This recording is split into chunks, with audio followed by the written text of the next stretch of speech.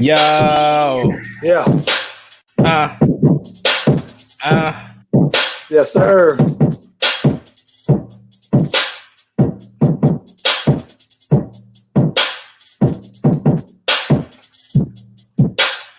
Hey, so couple things though, bro. We got to get into, man. You good over there? Yeah, man. I'm sitting up here trying to share it. You know what I'm saying? I want to make sure that everybody that wants to be live with us is live. Yeah.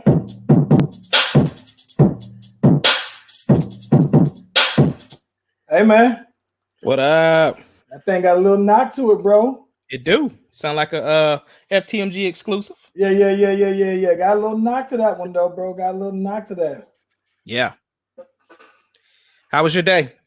Hey, man, so today's been good, man. You know, I gotta be honest. I think that with all things considered, I think that these days I have very little to complain about, man. So it was pretty good though, man. I got a chance to get out, go for a run. I got my butt kicked on my run today, though, man. Goodness, I can tell that my quarantine here, my 10 pounds that I know I put on since we've been on on the stay-in, man, that's taken effect on me, man. Because I think prior to this, man, I think I was kind of at my peak as far as conditioning.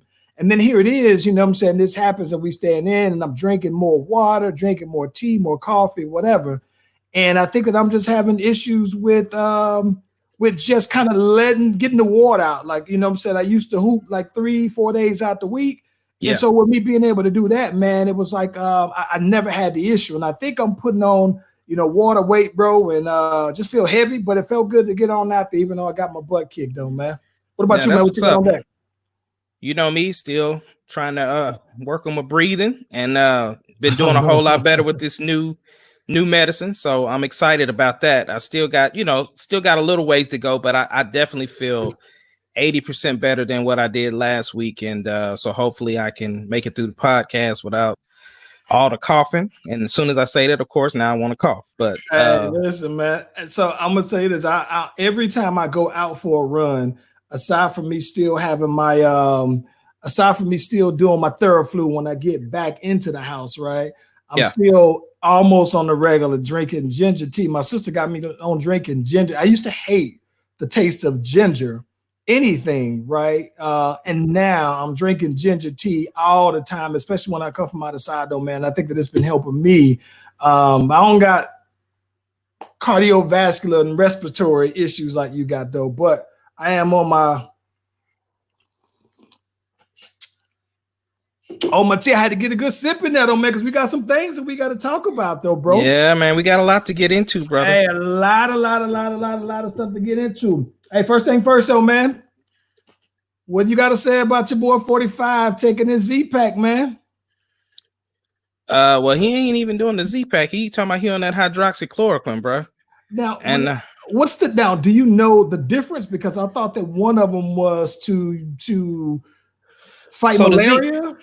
So the Z-Pack is like zithromycin. That can be used for heavy colds. It could also be used for chlamydia. But then hydroxychloroquine is a anti-malarial medicine that people use, and it's also used for other autoimmune diseases like lupus. He out here just wilding, but you know. So my thing is this though, right? Mm-hmm. If he's taking it, right, what is he taking it for? Right? So he believes that it is preventative for the Kors virus. And so the thing is that he's not listening to any scientists, any doctor that he has close to him. So he's basically out there on his own, bro. Just raw dogging. Just doing what he want to do. I mean, because he's the president of the United States. If he says, listen, I want this, guess what? They just gonna give him this. I mean, so you know, it is what it is, man. He out here wilding. Hey, shout out real quick to the homegirl Deidre, though. Original I know what's going on, Deidre. Marlboro in the building, man. Hold up. Hey, man, so a couple things that caught my eyes here before we get into the list. Okay.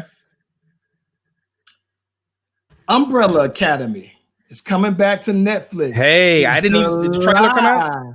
No, I haven't seen the trailer. Okay. Just so happened to be casually browsing MSN, and it said Umbrella Academy has a release date. Supposedly it's something like July 31st, man. It's going to pick up where the cliffhanger left off, though, man. So I'm pretty excited about that, though, man. Yeah, I didn't really like the cliffhanger. I thought it was stupid. But, I mean, overall, I still think it was a great series. But, yeah, I'm intrigued. You know what I'm saying? The whole adult superhero vibe has been jumping off. You know, we've had Watchmen. We've had Umbrella Academy, the Titans. You know, there's a bunch of good stuff. What's going on, Terrence?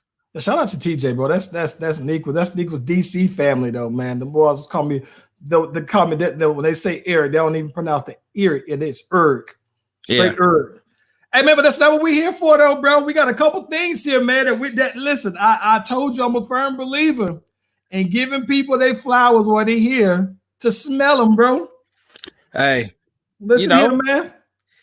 Friday. Was it Friday or Saturday? Saturday, we had Nelly. LUDA. You called this one. Tell them again how this is on you. So April 24th, Nelly was on Breakfast Club, and they were, you know, having a discussion about the Air Force Ones and who made them popular, this, that, and the other. And they got to talking about, of course, Charlamagne brought up the verses.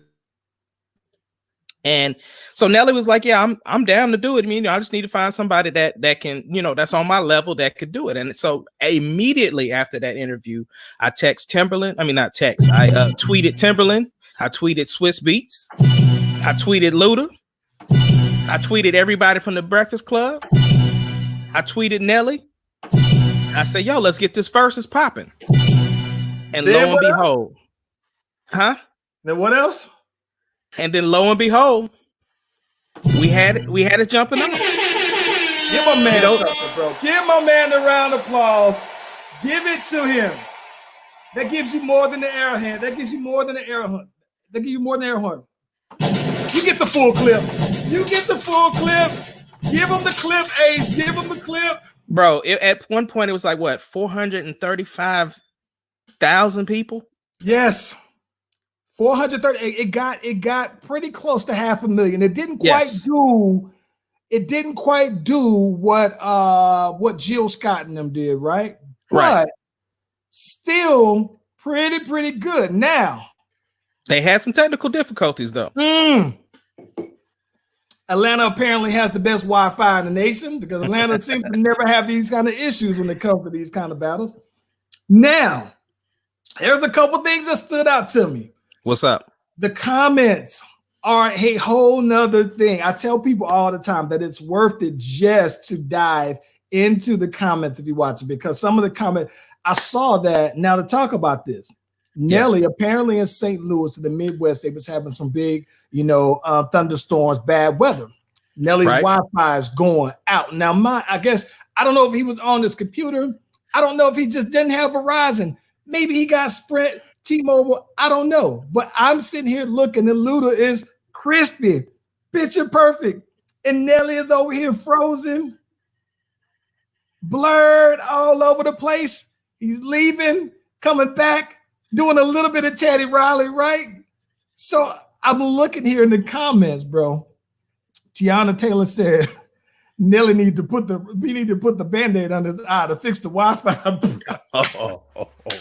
I heard that boy Teddy Riley was in there trolling too. The memes. I saw somebody said that while Nelly was gone, they had Murphy Lee on top with an old school antenna trying to fix the thing though, bro. But I got to give you the props because you said how this could go. Yeah, talk to me, very much. Talk to me. So I said from the beginning, like, look, they both have the hits. They have the credentials. They have all of the ammunition for an incredible battle. But the thing is that at the end of the day, it all comes down to to song selection. The thing is, as artists, and you know this personally, you are very partial to the things that you create. So you have this environment where Nelly was just picking songs that he was rocking with and not necessarily picking the songs that the people would have picked. So LUDA had a very, very solid game plan. his stuff was planned out. He knew exactly what he was going to play, when he was going to play it, what he was going to say to intro it. Like everything was strategic. And Nelly was just out here just on a limb, man. It looked like he had been drinking prior to, so he was a little tipsy. He was saucy, and the longer he went, the more he was going on that though, bro. Yeah. But he definitely picked some songs that I was just like, I don't know if I'd have picked that one, bro. So, you know, the one thing that I was kind of surprised that he picked, he had 2 songs that I thought that he was surprised. He played some song that was like an unreleased song by him and Pharrell. Now, naturally, you would think, Nelly, Skateboard P, it's gonna be cold. But it was unreleased, and people in the comments like, what is this? I've never even heard of this song before. And so I thought that was one thing that he took the L on. Yeah. Yo, shout out to Dennis. I was hearing after this, and we'll talk about this before we wrap this one on up, that there's a Luda and Lil Wayne project, a song that I'm dying to check out too. If that comes to fruition. They played some of it on the Breakfast Club. And DJ Envy said he asked for the whole verse, but he was talking about a lot of stuff that's really, really relevant to what's going on. But Luda said that second verse is real, real crazy. So now I'm here for it, bro. So listen, Nelly played. He played his verse from Biggie duets, right? For one. And he played the Nasty Girl. And mind you, now this is the thing I get lost on that Biggie duet, because the Biggie duets is dope, right? I forgot all about that. I remember that song because I remember Jagged Edge was killing the vocals on that. I mean, they got some runs in the background that's super, super, super, super, super cold on, man. But I think that I still think that it was all about the song selection. To your point, though, man, Nelly played some duds that I was just like, bro, like what exactly, what was the strategy on that, bro? I don't get it, man. Yeah, I don't know, man. I really don't. It's unfortunate. Very unfortunate, because mind you, right, I think that there were some songs that Luda played all of the songs that I thought that he would have played, right? And I thought that he was prepared that if you had to go longer, right, I think that it would have been that much. I think he was prepared. I was looking forward to Ludacris playing B.I.B.I. Like he got the dope verse on B.I.B.I. for show. He played the song where I saw on the background. I'm not in the background on the documentary for the Black album when Timberland played the one song, the "Hey Buddy, What It Is," da da da da. And I remember Jay-Z on this documentary. Jay-Z was knocking to it, and this was around the same time Timberland played him "Brush Your Shoulders Off" beat.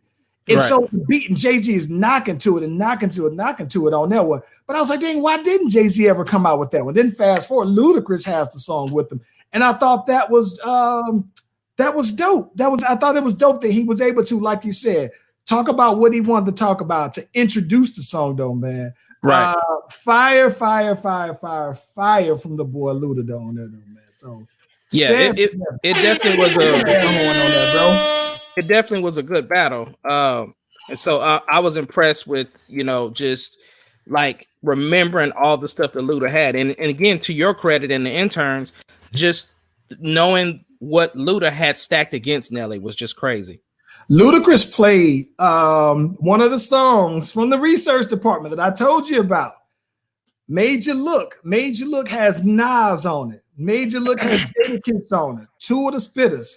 And so I think that when it came down to it, I was just like, yo, that's one of the dopest verses that I think that I've heard from Luda.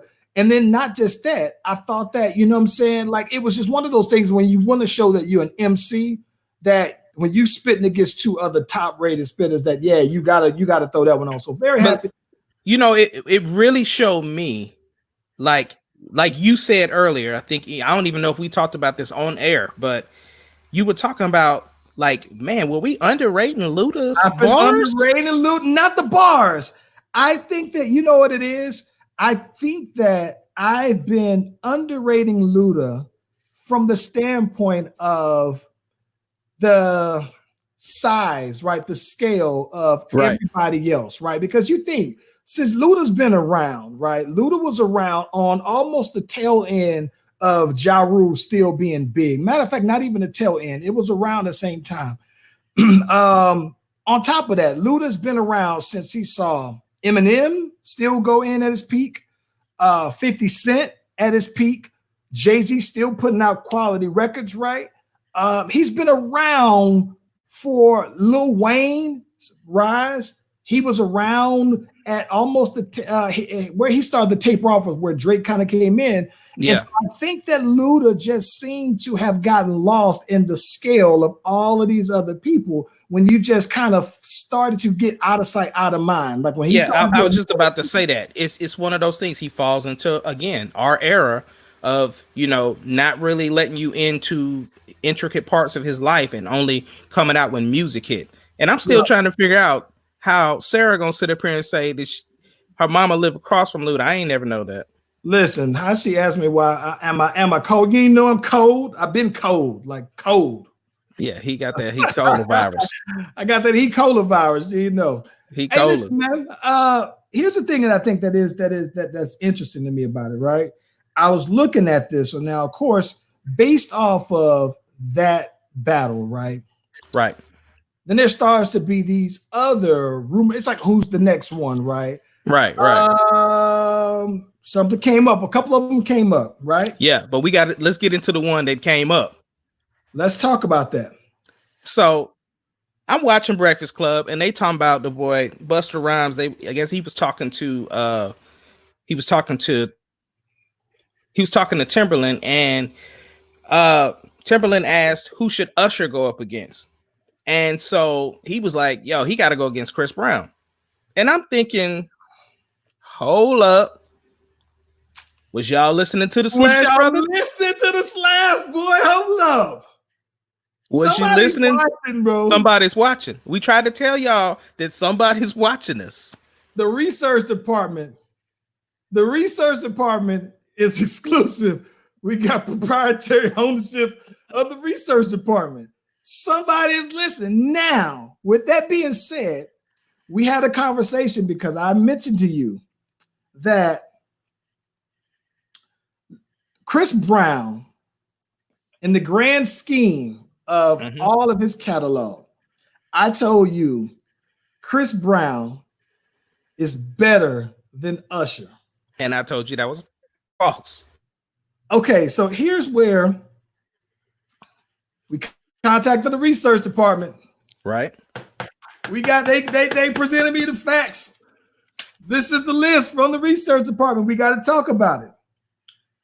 I still think that Chris Brown is better, but I'm looking at the list. And the facts tell me that while I think that Chris Brown is better, and I'm not backtracking off of that, I think that Usher would beat Chris Brown in a song-for-song battle. I do too. I think it's about song. Shout out, listen. Shout out. I said that in the beginning. Listen, shout out to the girl, Sharonda, who said Team Breezy all day. I look at that, and here's where I think that this is why. I'm gonna let you get into your facts of why you think that. Okay, let's talk about these. Let's talk about these two. Okay. So Usher has 9 #1 singles. He got 18 top 10 songs and 8 Grammys. Aside from the accolades, because both of these artists are Grammy Award winning artists, I was surprised to find that I think Usher has more Grammys, but Confessions reminded me of Nelly Country Grammar. One of the things he said, hey, if you got a diamond selling album, you got to have bangers on it. Right. I personally think Chris Brown is a better artist in the standpoint of he's a better dancer. I think that he's better vocally, and within the better vocally. I think that Chris Brown is better. Listen, Usher, to me, the best I've ever heard Usher, I think I said it was at Kobe's Memorial. And Usher has some spots, right? He has a pocket, but I think that Chris Brown sings better than Usher. But with that said, I feel where the difference between these two and maybe I'm missing something. You are, bro. Spot on. Let me tell you this though. I don't think that Chris Brown, and maybe this is me, I haven't listened to the last Chris Brown album that has 400 songs on. Yeah. I've only listened to maybe 20 of them. With that said, one of the things that the argument that I would have for Usher, while I'm not, Usher has Confessions and Chris Brown doesn't have a Confessions to me. And Usher has an 8701 and Usher Chris Brown don't have. He has two classic. And when I say classic, I mean that I remember exactly where I was when and what I was doing when Confessions and 8701 came out. Like I knew exact, and when I hear those and I listen to those albums, it stops time for me. Chris Brown has great singles, individual songs, right, and singles, and he sold more units than Usher. So that's when I look at those two as artists, that's how I separate them. Like Usher has two classics. Chris Brown, the first Chris Brown was dope, right? But he was like 15 when it came out. And while he's had great songs, a collection of songs in a particular project, when I look at that, I haven't been wowed by a single body of work for him like I have to Usher credit. That's right. And that's, the thing is it's the body of work, and it's all going to come down to song selection. Because don't get me wrong, Chris Brown has hits, and he has stuff that, he's built for this era of, coming off the quick hooks and always featured on everybody's stuff. He's worked with your favorite artists, and, but at the same time, there is no Chris Brown without Usher. And the thing is that, man, Usher still, he got them classics, bro. Like, I just think that it depends on the audience that's watching and how them songs hit. Like, it's a lot of factors involved. It's not going to be no clean sweep. I think this is what I think. I think that when it comes to the audience of these versus battles, right? So, you think that when Erykah Badu and Jill Scott did theirs, it was an older crowd, right? I think Usher's going to bring that 35 to 45 crowd. Chris Brown probably going to bring the 25 to 35 crowd, right? So you're going to have a 20-year gap in age group of people who's checking for it. With that said, let's talk about these records, bro. So Usher, and by all means, if I'm missing something, let me know in the comments. Yeah, put it in the comments. Put it in the comments if I'm missing something. Usher has Yeah. He has Burn. Confessions Part 2, My Boo. That's just from Confessions, the album. He has Love in the Club, one of my favorite songs, right, of all time. He has the OMG, Lil Freak, which underrated. They had the Nicki Minaj on there. Yeah. DJ Got Us Falling in Love. You got More, Scream, There Goes My Baby, Climax, which won a Grammy, by the way, which I didn't know that. I Don't Mind. My Way, Nice and Slow, You Make Me Wanna, You Remind Me, You Got It Bad, You Don't Have to Call, U-Turn, Can You Help Me, Throwback, my favorite song, one of my favorites from Confessions, That's What It's Made For, from Confessions, Can You Handle It, Moving Mountains, Trading Places, What's Your Name, Good Kisser, and then if you want to toss in the No Limit song from Hard to Love, which, Good Kisser. Bruh, 20 songs? You got OMG on there, right? OMG is on there. If you talk about 20 songs. Telling you, bro, that boy Usher got them hits. 20 songs. Yes, Can You Get With It is my joint. Can you get with it? Can you get with it? Oh, yes. How you forgetting that song, bro? You tripping. I remember. Yeah, dang. Dennis even took it back. Just call me a Mac. I remember being a background dancer for you one time that you sung Can You Get With It? And I remember when you sung You Make Me Wanna at Free Zone. Shout out to anybody who knows That tells you your age there, though. Okay, so here's from the research department. A couple of things that blew me away is that on the what was it the on My Way, Nice and Slow, You Make Me Wonder. That was from 8701, right? Is it, I thought didn't he have an album called My Way? It may have been My Way, but yeah, it was My Way. You know what I didn't know? This is from the research department. I didn't know that Seal wrote a lot of songs on that album. Like I didn't know that. And something that surprised me, Raymond versus Raymond is a very underrated Usher album because it has the Grammy accolades. And what I didn't know is Eric Bellinger was writing heavily on that, bro. Yeah, you know, the Eric Bellinger, that's where he gets a lot of his credits from is the Usher has the My Way album. And I'm Looking for Myself, by the way, with Eric Bellinger as well. Yeah. So listen, bro, you didn't even mention the Here I Stand album. Are you kidding me? So you know what? You right.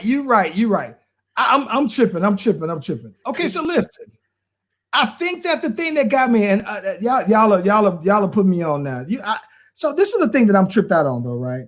So when it comes to Eric Bellinger, you and I, we check for Eric Bellinger. I think for me, right? Because you think 8701, these not even that. Raymond versus Raymond and Looking for Myself, the Usher album that he wrote heavily on. I'm looking at the playlist, production, the who's who, right? And so, but I was surprised because I know that like my wife is a huge Eric Bellinger fan as an artist, right? So I really, you know, I wasn't checking for him as a writer like I was, let's say, a Jonte Austin, right? Yeah. But when I was looking down the playlist, man, I was just like, yo, Eric Bellinger is writing real heavy on there, though, man. I was like, because I've been checking for him as an artist since my wife put me on to him, bro. I was like, hey. I'm just saying, bro, you know, Usher got hits, bro, after hits. It's not like I said, it's not gonna be a clean sweep, man. Let's talk about the Breezy, man, because now I know I'm gonna miss some on here. All right, here we go. Chris Brown, Run It, which is one of my favorite Chris Brown songs, by the way, even though it's old. Yo, excuse me, miss. Probably my favorite Chris Brown song of all time. Kiss Kiss, No Air, Shout It Like Mine, Wall to Wall, Poppin', It's On and Poppin', It's On and Poppin'. That will go. He got something on there. He got With You, No Guidance, I Can Transform You, Take You Down, I Really Want to Take You Down. That's my he got that's a dope song. He got Forever. He got Superhuman. He got Take My Time. He got Yeah. He got Look at Me Now. Oh, look at me now. Oh, I'm getting paper. He got She Ain't You, Next to You, Wet the Bed, Don't Wake Me Up, Don't Judge Me, Fine China, dope video, by the way. He got New Flame. He got Love More. He got Do Better. He has Tempo. Let me switch up the tempo. He has Privacy. He has The Grass Ain't Greener. He has Undecided, one of my favorite Chris Brown songs, by the way. He has Deuces, one of my favorite slept on Chris Brown songs. And the song that I was more so surprised to see so many ladies singing along to, These Hoes Ain't Loyal. Boy, listen, I can tell you that I know personally some women who sung their heart out to These Hoes Ain't Loyal. The hoes is for everybody. They for the community. And listen, I gotta be honest with you. So my girl Sharonda keeps pointing out Heartbreak on a Full Moon. I gotta be honest. I'm probably sure I'm missing something there because 45, I try every chance I get. I'm not listening to the whole thing. I can't. I've tried 10 times too. When I do listen to something, I like it, but I haven't made it all the way through it. With that said, give me your feedback about that, Mr. R&B extraordinaire. I mean, again, he has great singles. He has, you know, he has stuff that's always gonna sell. Excuse me. He has stuff that's always gonna sell. That's always gonna get everybody's attention. But he just don't have the body of work that I'm looking for, like what Usher has. He also has that song with Lil Dicky too, Freaky Friday. Oh yeah. That video was crazy. Video was crazy and dope concept. But this is the thing about it though, right? When I'm naming these songs, I know that they are dope. And shout out to the homie Dennis because I agree with you. I think that Dennis said, hey, you know what? Chris Brown gonna win by more fans though. It's a toss-up. Whoever's jamming and slaying is who's gonna win. So it'll break the internet. Mark my words. I agree with you. I think, bro, that this one is going to hit over 1 million people that are on this one. I think that it's going to shut down Instagram servers if this one go off. I think that anything, they're going to have to pre-plan it.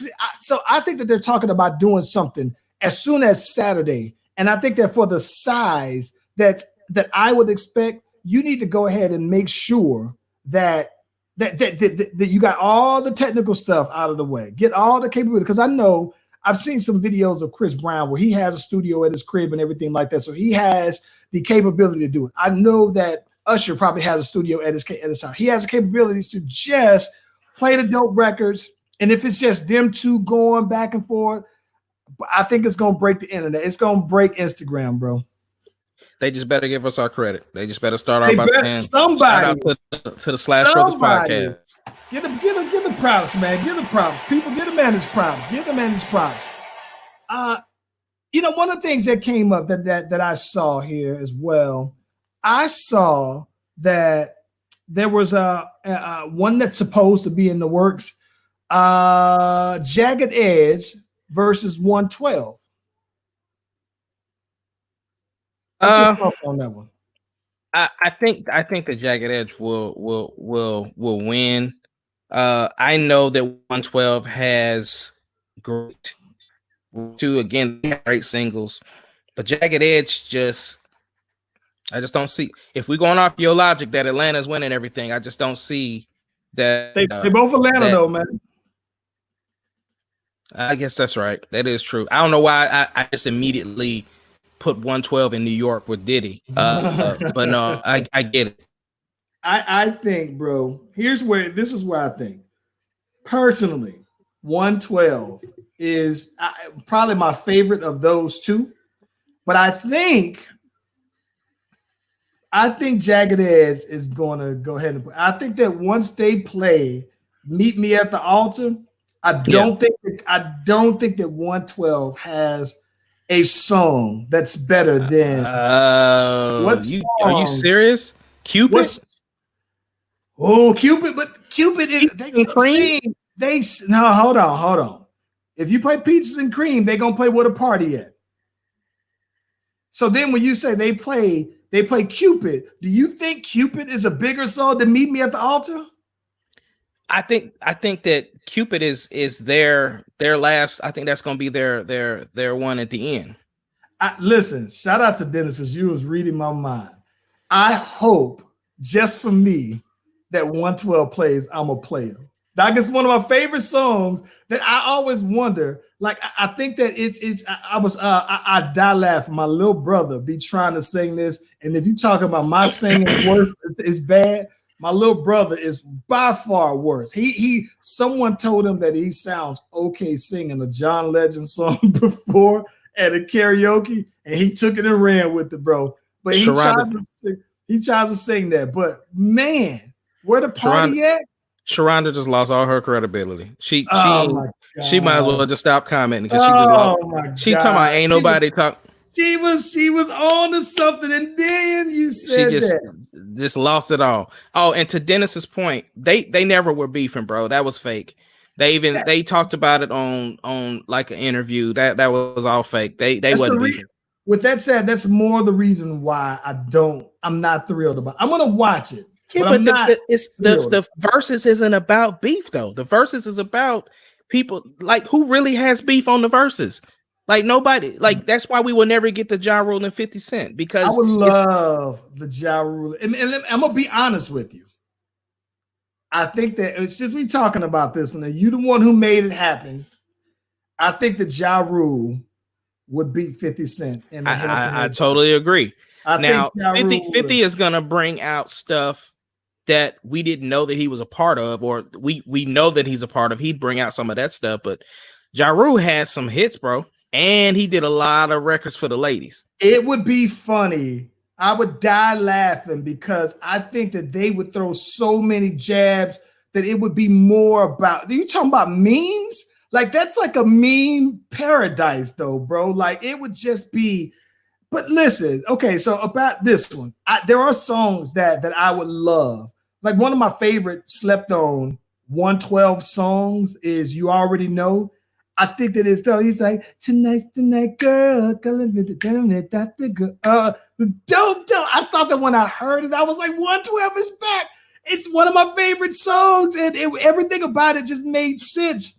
But and here's the crazy thing though, Square Biz, 112's latest album is way better than Jagged Edge's last album.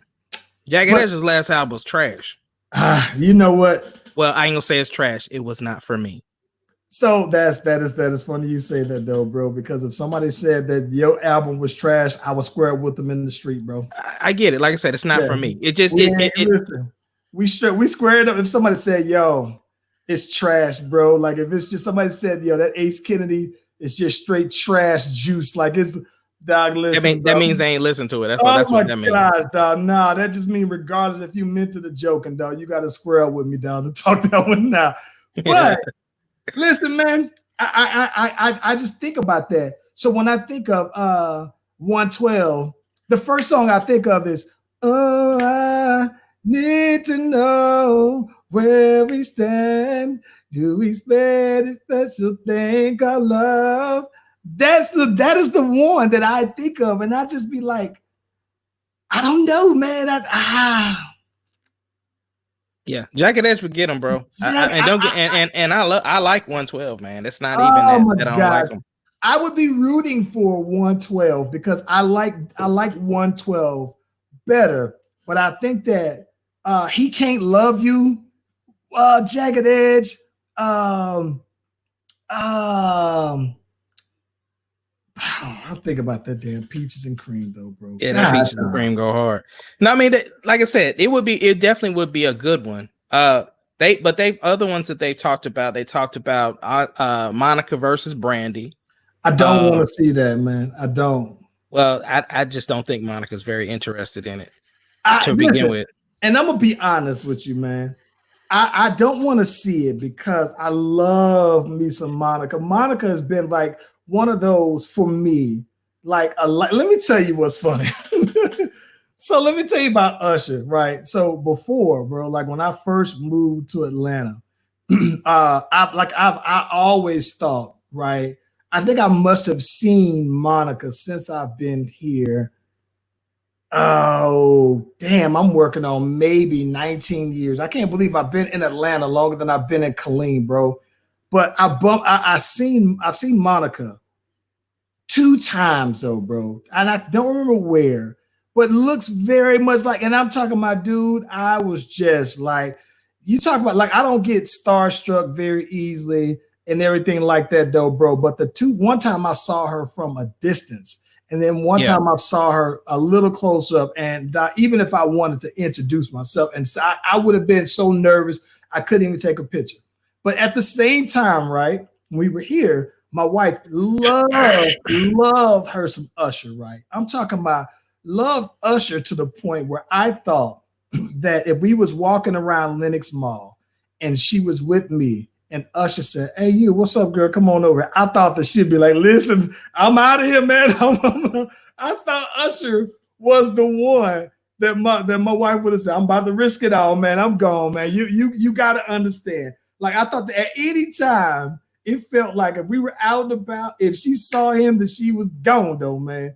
But Yeah. Monica was like that for me, though, man. I was backstage at a concert and Monica was there and I didn't even know that it was her and until we were like, and then I was like, yo, that is Monica. That's crazy. But I'm gonna tell you the two people I've ever been starstruck, Timberland and Stone Cold Steve Austin. I was walking. Stone Cold damn Steve Austin. Yeah. I actually built up the courage to go and just talk to him. It was funny because it was like a week before WWE was actually coming to Oklahoma City. So that was like my end. I was like, yeah, y'all are coming to the city next weekend. So we got to talking and then, we took the picture and, but yeah, Timberland.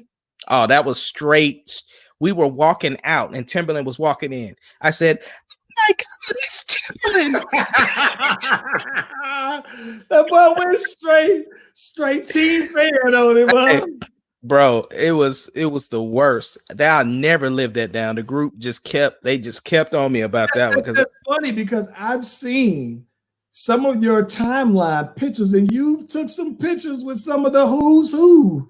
But yeah, that's what I think that Monica was like that for me though, man. But even with that said though, Monica. So for me, it was always Monica, Brandy, Aaliyah as like the three girls, and it was mainly because they were like our age, our entire lifetime. So I've always been fans of theirs since a kid and everything like that. It's almost like 702, right? Like I still follow one of the girls, Mila from 702, because I liked her way back in 7th grade. So it's like but no, but to be honest though, when it comes to Jack, now here is one that I thought was interesting though, right?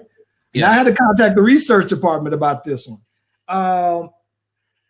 Busta Rhymes and Snoop Dogg. Mm-hmm. I think that would be interesting, bro. I think that 20 songs. I don't know if I'll be rocking with that one though. No. Yeah, I mean, like I think Busta Rhymes should go against somebody else, and I don't. Right off the bat, I can't.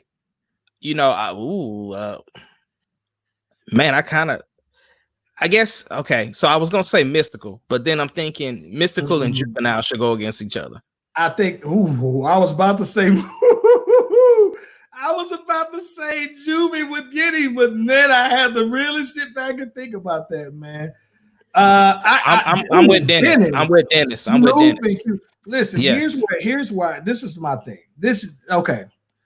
So we had a conversation about this on the very first show when we were talking. No, not the show. It may be the second episode. We were talking about Drake being the best rapper of all time, right? Right. Or where does he fit in that? And so Snoop and Cube are unicorns to me from this standpoint, right? So Cube, I still think Cube has one of the top 5-year runs in the history of rap.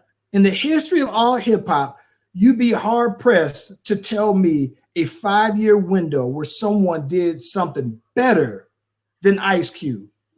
But at the same time, I think personally that Snoop Dogg is the most popular rap artist of all time, bro.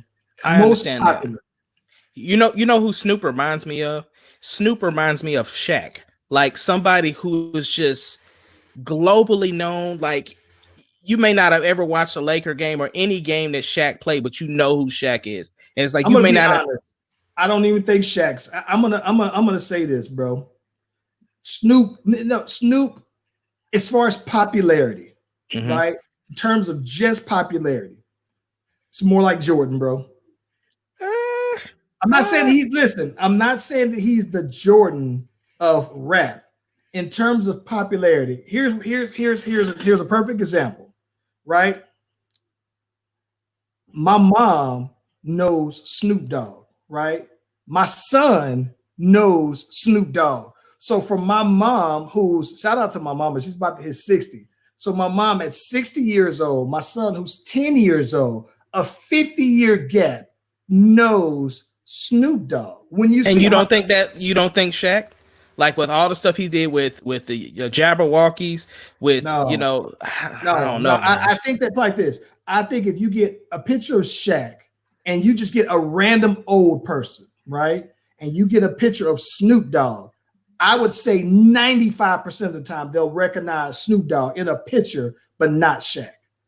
Snoop to me is that popular of an artist, and I just don't. I think that there's nobody who's more recognizable in the history of it. Maybe Eminem, right? Maybe, but even then, I think that a lot of white people, more white people, would know Eminem.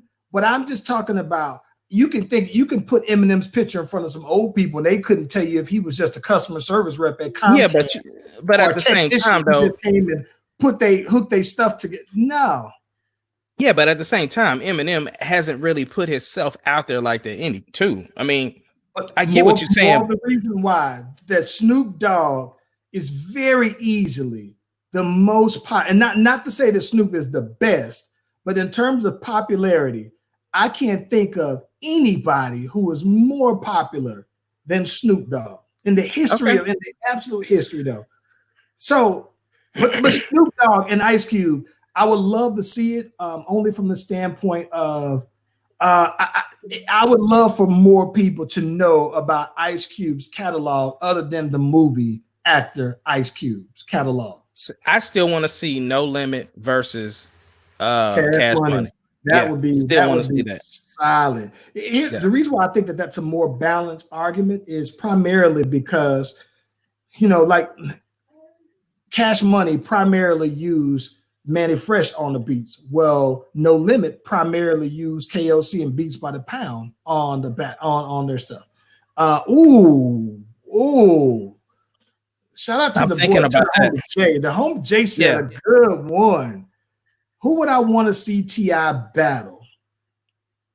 I'm thinking about that. Young Jeezy would be the only person I can think of. Hold on.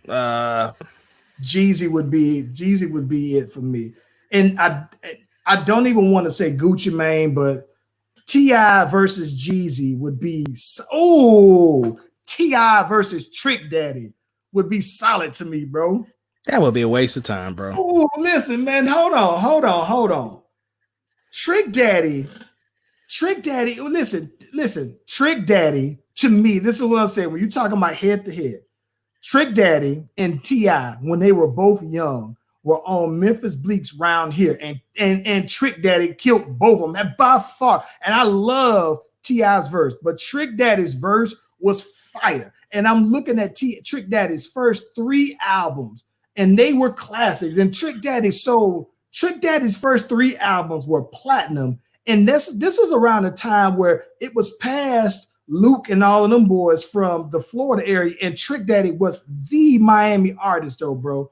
And I think the biggest difference is that the reason why I think that that's a more comparable battle than you would think is because there was a time where Trick Daddy was the only one holding it down mainstream for Florida, but there was never a time where T.I. was the only one from Atlanta holding it down.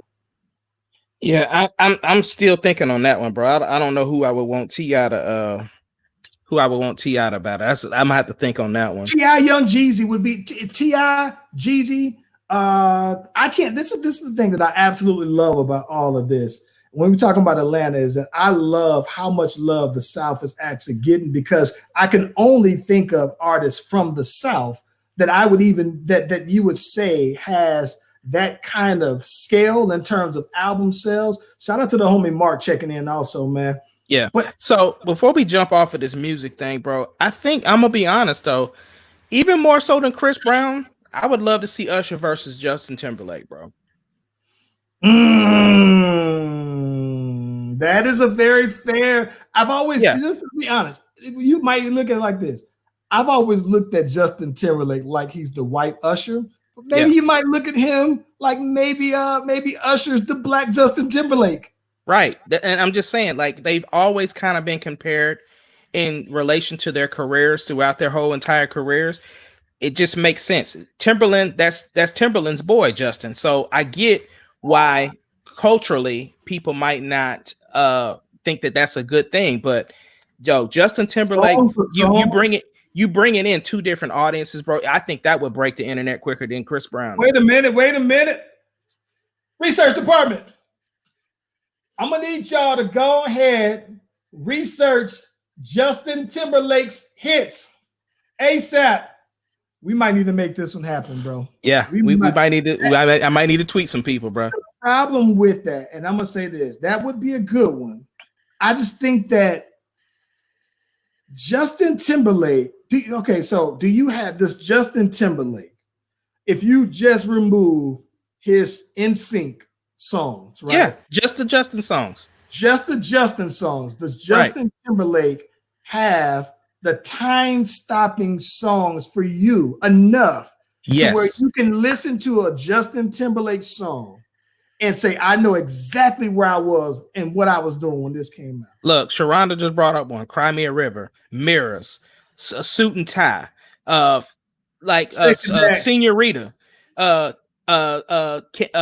Don't what is it? Just dance.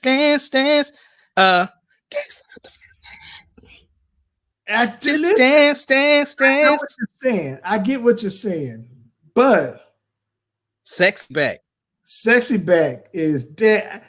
But even at 20, bro, Timberlake got 20. You think that? But when I'm looking, I'm going over the research department. Wait till the research department comes back. I'm going off of the research department. Tell you, I gotta look at this one because the research department is telling me that Usher would win in a landslide, but I don't. Hey, research, we need this one ASAP. Let's get this one going. Hey, you might be on to something. We'll talk about it Friday. Might be on to something. I just wonder if you got 20 heavy. Watch what I tell you. Wait till the research department get back to you. You gotta might be on to something. You gotta understand. You gotta understand. He's worked with Jay-Z. He's worked with 50. He's worked with the Neptunes. Like Justin Timberlake got hits, bro. I know that he got the hits. I got to contact we got the Usher stats. Let's line these up with the Justin Timberlake, and we can see where these go. I agree that they've always been compared to each other. I think that you might be on to something. You think about it, both of them was in the runnings to sign to sign Justin Bieber, and Usher ended up winning it. You might be on to something. Brother. Hey, let me switch the topics let me switch this up because listen, man. They listening, bro. They listening. ESPN, we talked about it last week. ESPN released their top, 75, 100 players, right? Now, you caused a little bit of the frenzy in the comments, bro. Hold on, let me stop right quick because Mrs. Venus said, hey, the research department has said Usher got him. That's because she's an Usher fan. She needs to stop. Get it though, man. And shout out to Dennis because he did mention that Justin Timberlake has a Vanguard Award and Usher does not, as far as I'm aware of. And you know who does have one? Missy Elliott and Queen B, Beyonce. Hey, but let's talk about this. Top NBA players. Go back to the research department. The research department says Jordan, #1 on the all-time greatest players list. LeBron, #2. Kareem, #3. Bill Russell, Magic Johnson, Wilt. Listen, Wilt is #1 on a whole different list now. By far, I think he's running away on that list.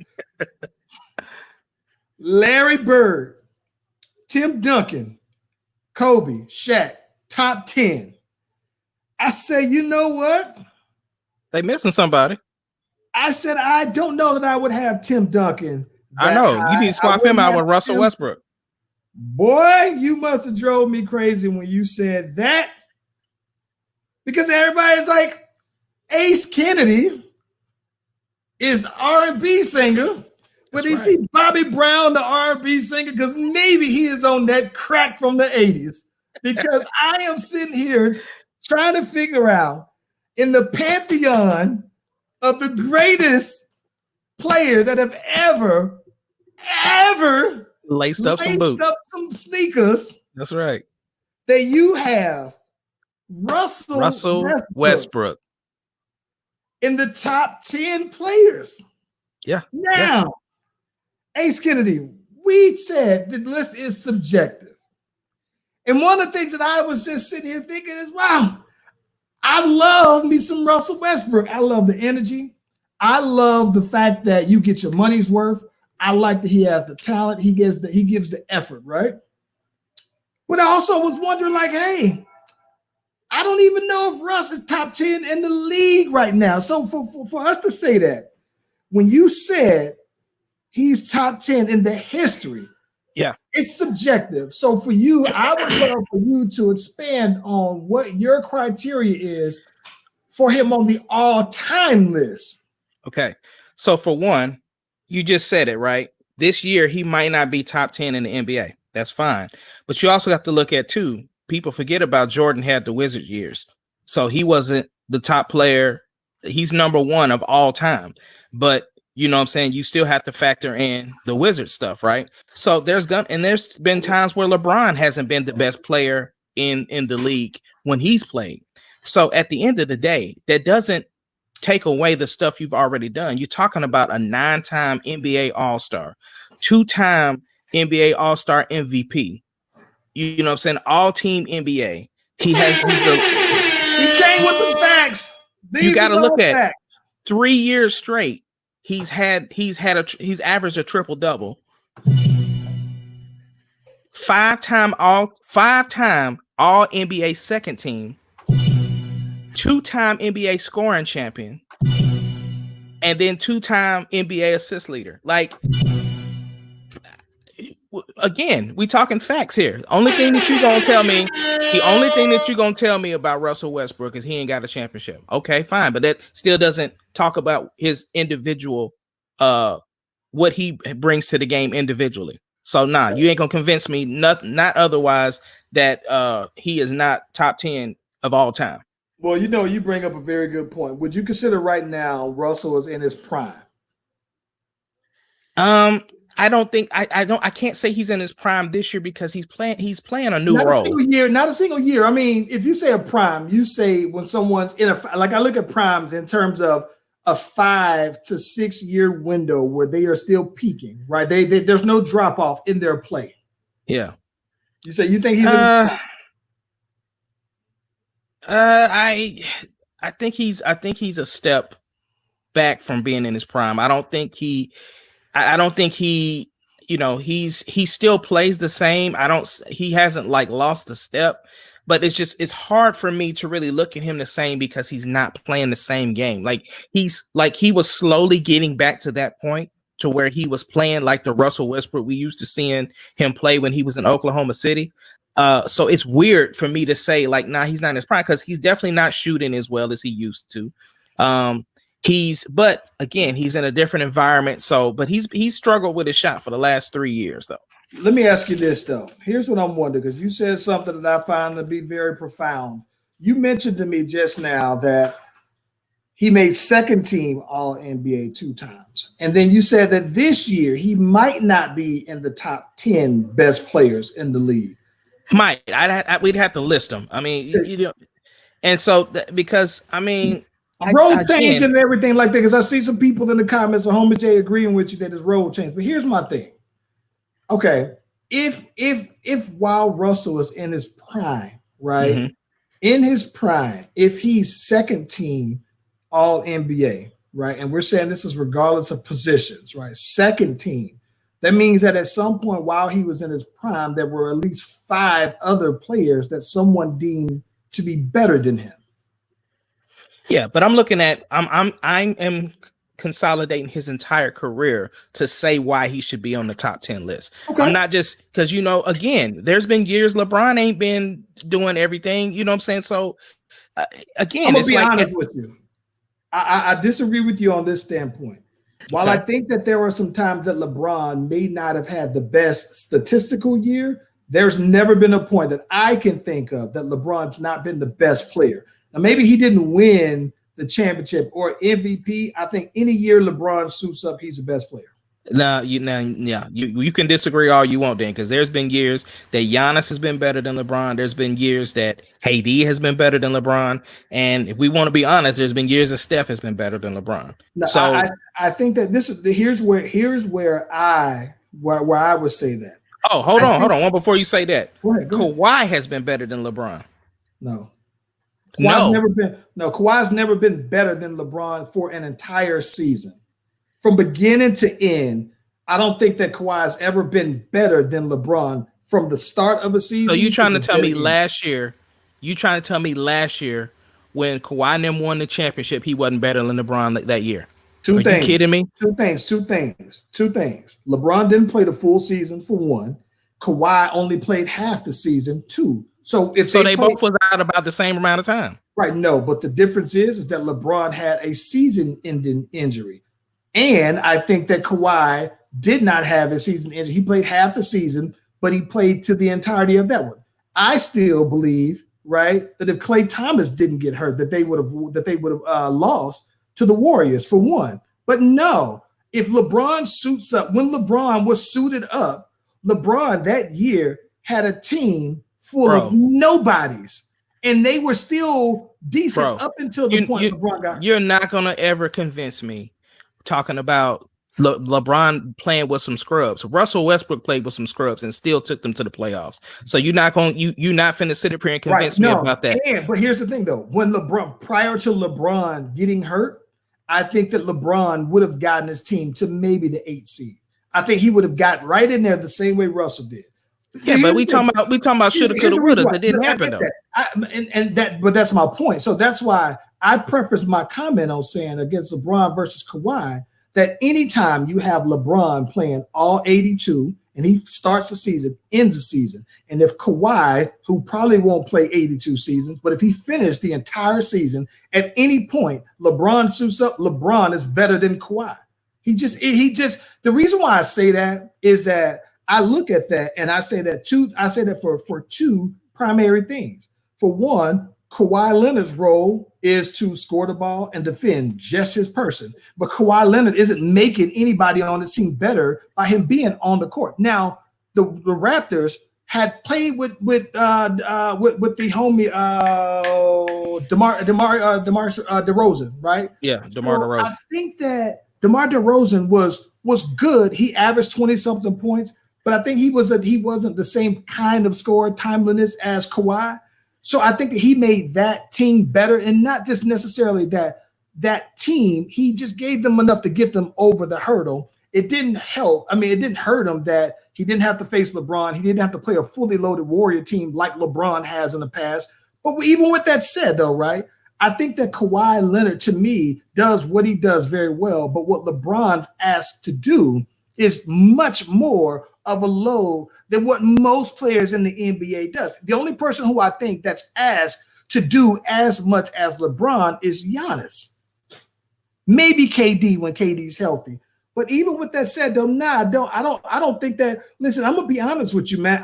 When it comes to the LeBron and Kawhi doesn't play enough games for me to even think that it's even close. Let me ask you this.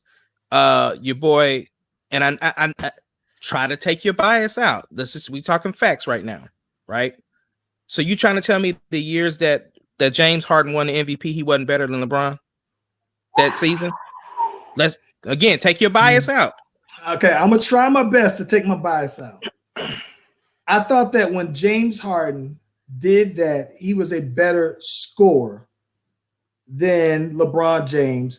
And while he, I believe, led the league in assists at that particular point, I think that the reason why I'm trying to, with my bias aside, right? Mm-hmm. My bias aside, I think that they designed the team around James Harden, just like most teams would design teams would design around LeBron. I think the biggest reason for that is that okay, when I watched that Rockets team play, right, I don't think that anybody's individual play is enhanced. When I looked at that team, I saw I saw James Harden shooting about 35 shots a game. If you take 35 shots a game, you should average 35 points a game. Aside from that, the 10 assists that he was averaging when I was watching it, it was, I don't want this shot, so I'm going to kick it on out to you. So for me, like it goes back to why I personally wouldn't want to be a guy that plays on this team. If all you're telling me is that who he makes better, James Harden makes better, is Clint Capella, right? Clint Capella's limited offensively, right? So his points are going to come from when James Harden is driving, he's throwing it off. But other than that, though, man, I don't think even in that season, right? I thought that year before that, when Steph won it over James Harden, I thought that Steph should have won it because I think that Steph makes all of the other players better. I think he makes everybody significantly better. And I can't think of anyone outside of Clint Capella that James Harden makes better. And it tells you how much that's worth when they let him go for a ham sandwich, basically, though, man. But listen, the homie Sadell had a good question. He says, how does Kawhi not make players better when he can still be effective without the ball? And when I say that, I guess I'm saying that to me, the Raptors team was what they were, right? The only difference is that you had Kawhi Leonard who give you more timeliness on the buckets, and he's able to defend better than DeMar DeRozan was. But so what about the Clippers, though? But I'm gonna get to that. Right? But I think that what I'm saying is that Kyle Lowry didn't play better because of Kawhi Leonard. He can't play better. Well, I brought him up. Kyle Lowry didn't. Van Fleet didn't play better just because of Kawhi Leonard, right? Yeah. I think that Siakam didn't play better. They were going to do what they do anyway. So I don't. But you brought up the Clippers. Well, the Clippers already had a team that was in the playoffs, right? So I think that Kawhi would have done the same thing. I thought that, don't get me wrong, I think Kawhi's dope. I think that Kawhi would have gave them just enough to get them over the hump, right? But I don't think that Kawhi Leonard makes Lou Williams better. He doesn't make Patrick Beverly better. He doesn't make anybody better. And the Raptors still had a better record with this season on the pace than they had with Kawhi. So don't. But let me ask you a question though. They pretty much had the same team. Well, they did have Green too. Green did help them out. But I'm saying though, if Kawhi wins with the Spurs, the Raptors, and then turns around and wins with the Clippers, then we got to have this conversation over then. Because I mean, he's not. But with that said, though, right? I just don't. I don't, bro. Like, I don't, get me wrong, and I'm not trying to, like. There was a time, though, bro. There's always. This is the reason why I think that there's an issue, right? The reason why I don't think that he's better than LeBron is because you don't see nobody saying, well, is Kawhi Leonard better than KD? Like, you don't see nobody saying, oh, is KD better than Kawhi? It's always who's better. Is that person? LeBron is the measuring stick. And so until LeBron's not the measuring stick, that means he's better. I don't understand how you can, he makes, understand that to me, the difference is that LeBron James gives everybody more open shots. Whereas to James Harden, when you were talking about the comparison with James Harden when he did that, well, James Harden, you're open by design of the offense, right? But when you LeBron James, you're open because you give him that attention, and he's giving you the ball to get you where you're going. It's not just stand up on the 3-point line, and if I don't feel like taking this shot, I'm gonna give it to you, and then here you go, though, man. So I don't, man. I think that the difference is, though, man, is when James Harden won the MVP, he won it because of scoring, right? He won, and you see what happens when he get into the playoffs, bro. It ain't no coincidence that happens, though. It's like, come on, bro. But let me ask you this before we move to the last dance. Well, hold on, because we want to talk about this, right? You said Russell Westbrook is in the top 10 all time. Right. Who do you have as your top players this year? Okay.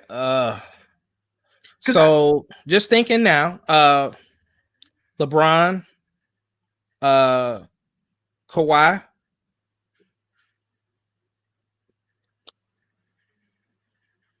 I still have, let me see here. LeBron, Kawhi.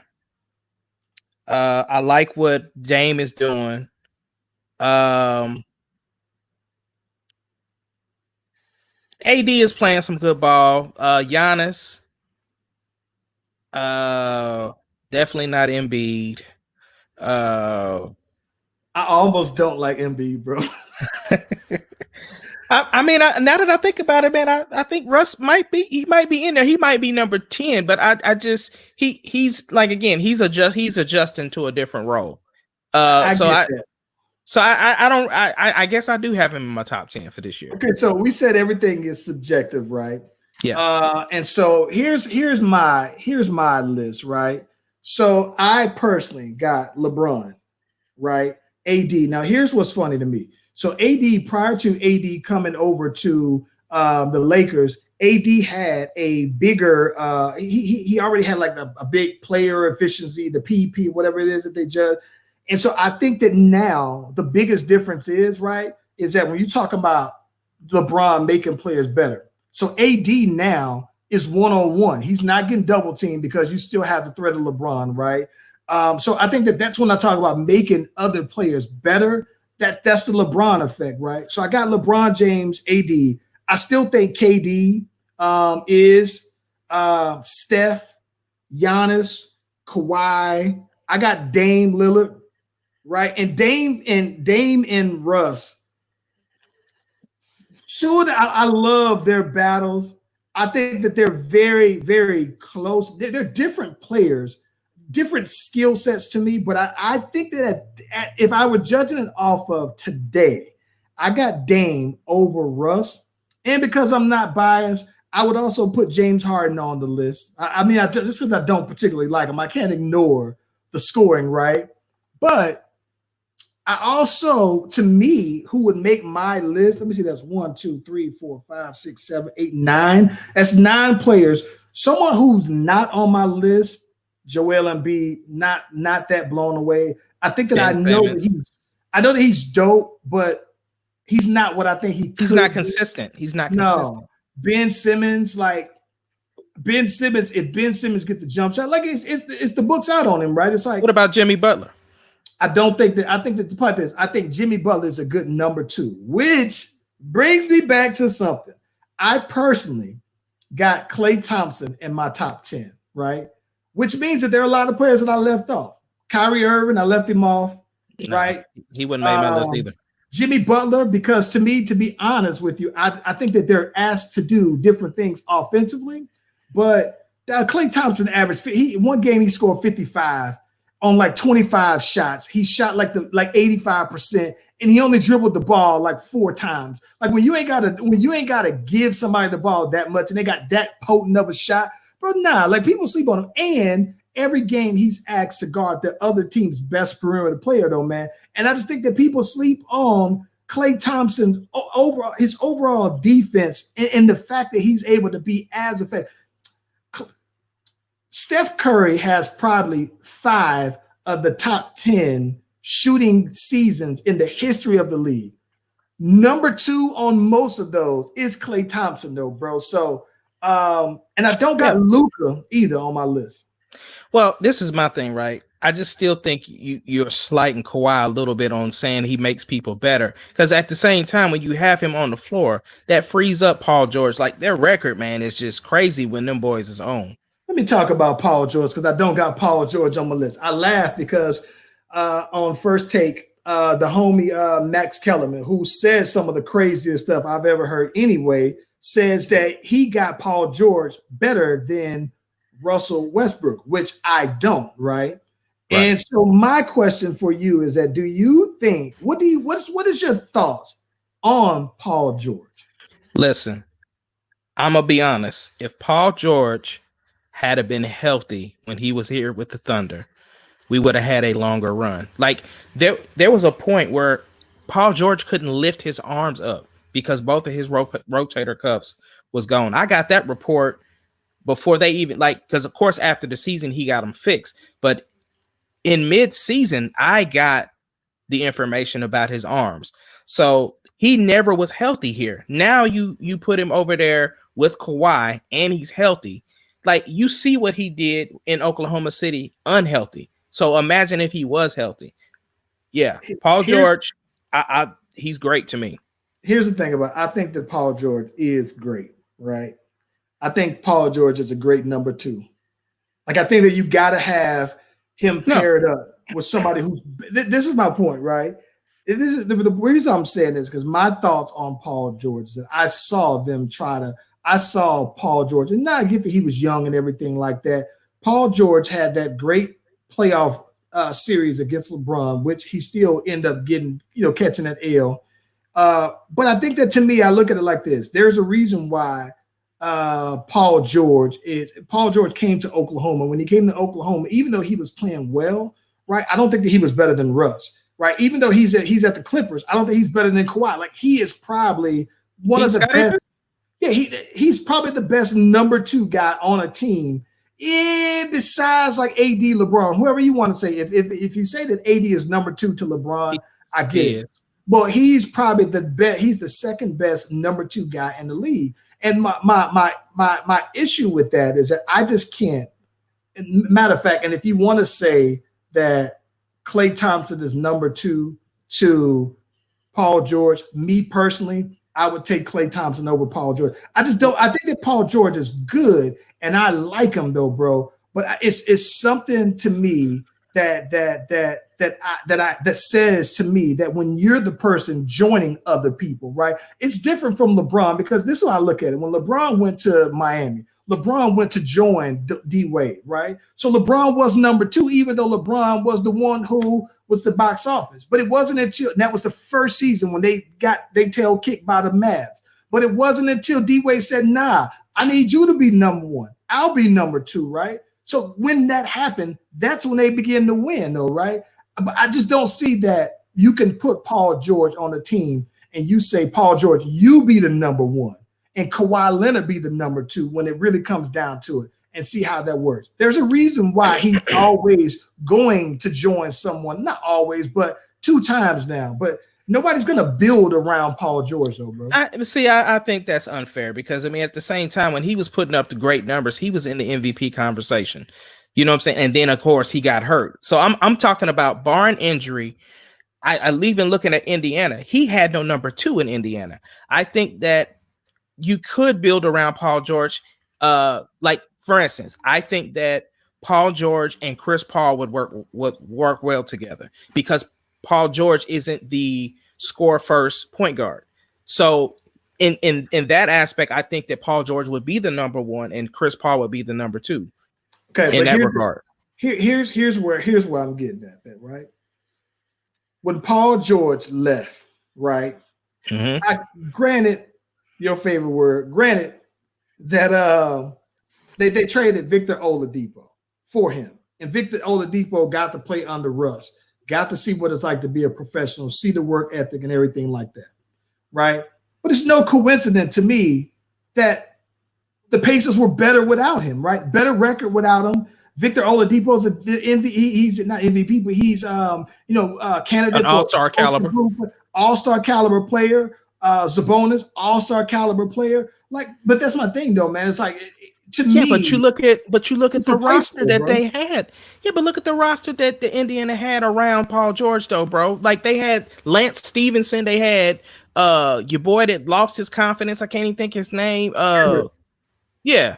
So I'm just saying, like, I understand what you're saying. He does make a better number 2 now.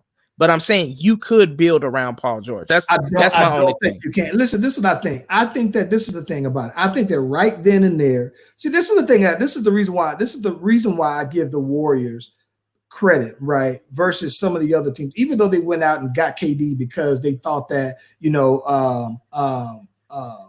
they needed him to get over LeBron. I think that what happened is that the Pacers were playing a brand of basketball at the time that was slowly starting to become extinct, right? Because Hibbert at the time, it was like, oh, he's the big man and he's a 6-7 foot guy, whatever. He was a low post player. So I think that he was clogging the paint. And I think that even then, right, I think that what makes it different though, bro, is that let's just say that they get rid of Hibbert, right?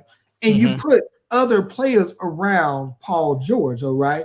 It's like at some point you think like, all right, well, who's dying to go play with Paul George versus him dying to go play with someone else, right? I look at that and I think that at least with Golden State, with them doing their identity, they organically did it. They drafted their guys. They didn't go and fabricate this off of looking for someone else.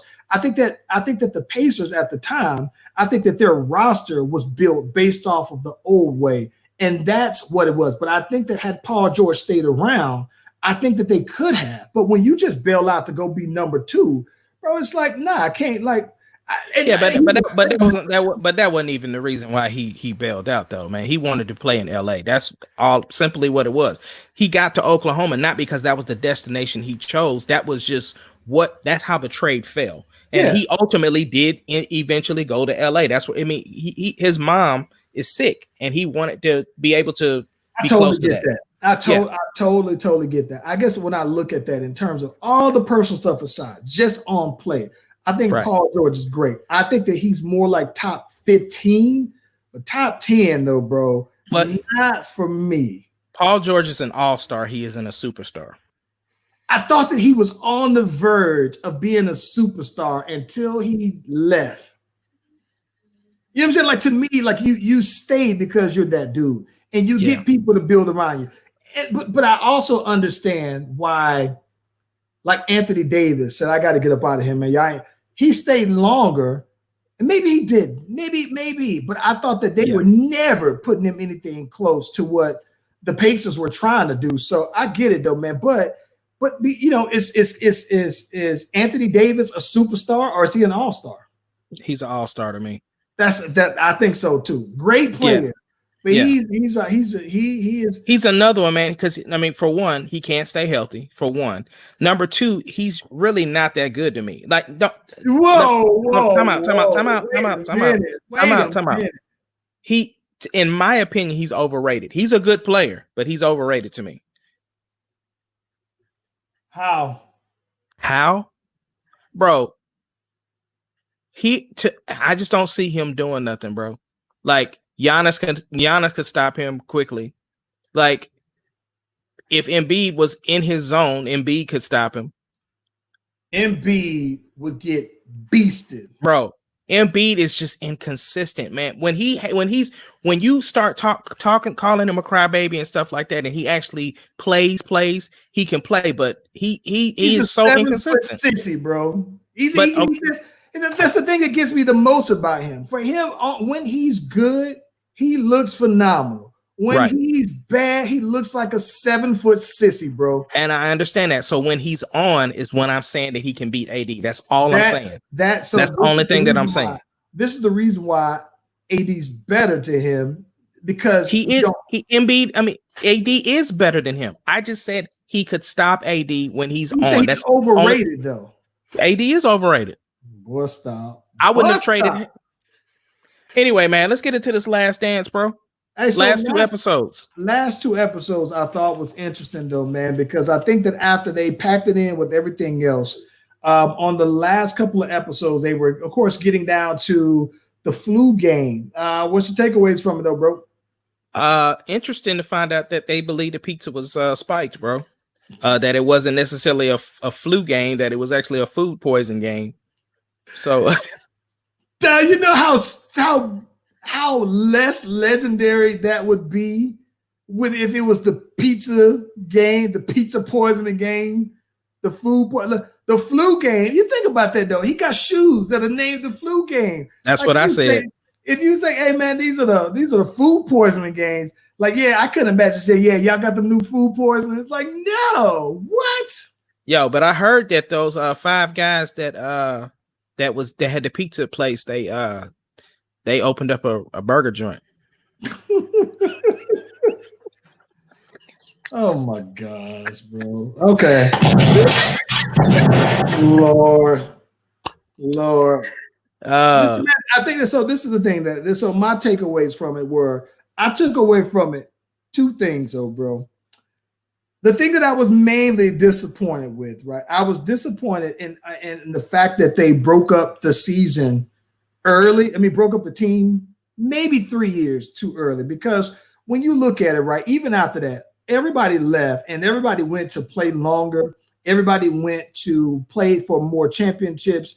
And seeing that the general manager's biggest thing was that, hey, the team's old, so we need to go ahead and start rebuilding, right? I think that it just showed how backwards that was. The fact that that the other guys still went. I think that if I'm not mistaken, like Luke Longley, who they brought, he went on to get like a $30 million contract or something like that, and Dennis Rodman went on to play with the Lakers and maybe lead the league in rebound, averaged like 10 rebounds for the Mavs. That looked weird in that jersey anyway, but so I thought that was the number one thing. But the other thing too, more than anything though, man, was that I was still just tripped out on the fact that, that Phil walked away like it was a retirement. And it was almost like if him and Jordan had this agreement that we going to walk into the sunset, and then you come back a year and a half later to go and coach the Lakers with Kobe and Shaq. I was like, that means that Mike could have came back, and Mike should have never left. Like, but here's the thing, though. I didn't see them having that agreement. I thought Jordan was the one that said, if Phil doesn't coach, then I'm leaving. I didn't hear Phil say, well, I just didn't, that to me, I can't put that on. I was going to ask you about that. Like, do you think that Phil is the real villain here? I think that Phil basically talked that boy, because Jordan said, yeah, Phil just has a way of, talking to you and just kind of making you, just go with whatever. And I'm just sitting here thinking like, bro, it feels like to me that Jordan, even then, Jordan was under the impression that we're walking away. That's at least how I understood it. Jordan says, we're walking away. We smooth gone and we good. It was nice run. And that was it, though, man. So that's how I took it. I didn't take it like that. I took it as though once the general manager said this is Phil's last year, Jordan basically said, well, if Phil is not going to coach here, then I'm not playing for another coach. That's what I took. That man said if Phil won 82 games, he still ain't coming back, though. Right. So I think off principle, if you feel you got to roll out. And so I think for me, Phil made the decision that was right from the standpoint of, like, I understand, like we've already established they left championships on the table, right? But when you're looking at Phil, right, and if the dude says, look, I don't care if you win 82 games, you're not coming back. Okay, when it's over, I'm out. And then he leaves and gets 3 more championships. So it's like, yo. So think about that. Think about this, though. I think when Phil left, Phil a year later came back and then went to the Lakers. Lakers had Kobe and Shaq, right? And that was almost so a year afterwards. So let's just say if that was a year. So let's just say hypothetically, right? If the Lakers still make that deal, right? And you got if that deal was going to happen, this is all hypothetical, right?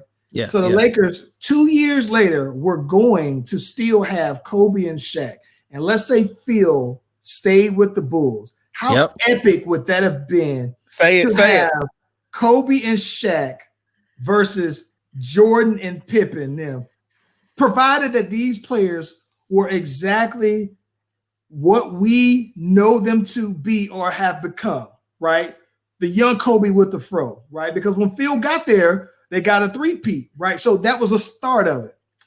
Doug, I think that by that second year, I think that's by championship, what would have been championship 8 if they were going into that one, right? I think that the Jordan Bulls and them would have then started to get old. And I think that Lakers team would have been the team to dethrone them, even if they didn't have Phil.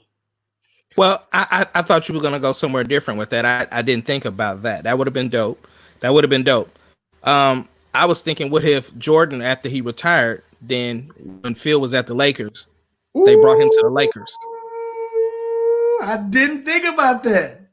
Well, you got Kobe there, though, right? And you got Kobe who was budding then. So Kobe is like an all-star by then.